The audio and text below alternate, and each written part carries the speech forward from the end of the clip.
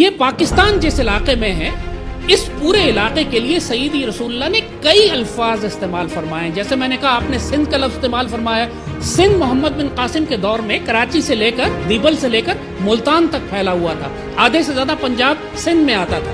سیدی رسول اللہ نے ہند کا لفظ استعمال کیا ہے کیونکہ یہ ہند کا حصہ تھا. سیدی رسول اللہ نے خراسان کا لفظ استعمال کیا کہ آدھے سے زیادہ پاکستان خراسان میں آتا ہے. آپ نے فرمایا خراسان کی جانب سے لشکر اٹھیں گے. ان تمام احادیث کو اکٹھا کیجئے, غزوہ ہند کی حدیث کو جوڑیے تو صاف پتہ لگتا ہے کہ یہ آپ سیدی رسول اللہ پاک سرزمین کے بارے میں ارشاد فرما رہے ہیں. اب ان خوارج نے ہائی جیک کرنے کی کوشش کی خراسان کی حدیث کو. آئسس آپ نوٹ کریں گے جس کو مڈل ایسٹ سے اٹھا کر افغانستان میں لایا گیا ہے, یہ اپنے آپ کو آئسس خراسان کہتی ہے کہ ہم خراسان کے داعش ہیں, ہم خراسان کے مجاہد ہیں. اور کالے جھنڈے انہوں نے رایات السود کی حدیث سے اٹھا لیے. یہ ساری تشریح اب چونکہ سارے وہ اپنے کارڈ کھول چکے ہیں, سارے راز اپنے کھول چکے ہیں, اب آپ کلیئرلی ان کو ریجیکٹ کر سکتے ہیں کہ خراسان کی جو احادیث ہیں وہ پاکستان سے متعلق ہے, وہ کسی داعش کے خوارج کے بارے میں نہیں ہے. اور رایت السود جیسے آپ کو بتایا یہ کالے جھنڈے نہیں ہیں, یہ گہرے سبز جھنڈے ہیں کہ جن کو اللہ نے عزت دی ہے, جو پاک سرزمین اور پاکستان کے جھنڈے. تو الحمدللہ اب دشمنوں نے سارے کارڈ کھول دیے تھے اور اب یہ تشریح جو ہم بتا رہے ہیں یہ اللہ کے فضل سے 100% ثابت کرتی ہے کہ یہ سعادت پاک سرزمین کو, ہمارے سبز ہلالی پرچم کو اور پاکستان کی مسلح فوج کو اللہ نے دی ہے.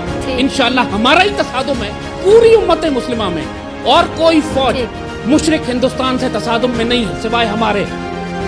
اور ہمارے تمام افسر اور جوان وہ صرف یہ نیت رکھیں کہ ہم غزوہ ہند کے مجاہد ہیں, چاہے وہ سپلائی میں ہو, میڈیکل کور میں ہو, چاہے وہ پیچھے کہیں بیٹھے ہو سائبر ورلڈ میں ہو, چاہے ریڈارز کے اوپر ہو, وہ سب اللہ کے فضل سے غزوہ ہند کے مجاہد ہیں. ماشاءاللہ مبارک ہو پاکستانی قوم کو یہ عظیم ترین خوشخبری جس کے بارے میں سیدنا ابو ہریرہ نے فرمایا تھا کہ مجھے یہ جنگ ملی اگر تو میں اپنے سارا سامان بیچ کر اس میں شامل ہو جاؤں گا, کیونکہ اگر میں اس میں شہید ہوا تو افضل الشہداء میں ہوں, اعلیٰ ترین شہید ہوں گا. جو غزوہ بدر کے جو شہداء ہیں ان کے برابر افضل الشہداء میرا مقام ہوگا. اور اگر میں بچ گیا تو میں ایک آزاد, جہنم سے آزاد ابو ہریرہ ہوں گا جس کو جہنم کی آگ کبھی چھو نہیں سکے گی. الحمدللہ.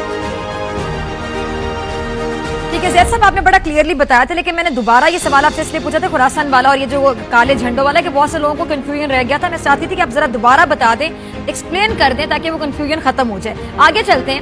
اچھا, غزوہ ہند پر ہم نے دیکھا کہ بھارت نے ایک ویب سیریز بنائی ہے, آپ کو بھی پتا ہوگا. اگر غزوہ ہند پہلے ہو چکا تو بھارت اس پر ویب سیریز بنا کر لوگوں کی ذہن سازی کیوں کرنا چاہتا ہے؟ اور اس بار ہم دیکھتے ہیں کہ بار بار یہ کیوں زور دیتا ہے کہ غزوہ ہند پہلے ہو چکا ہے اور اس کے لیے وہ سیریز بھی بنا چکے ہیں. بھارت اتنا خوفزدہ کیوں؟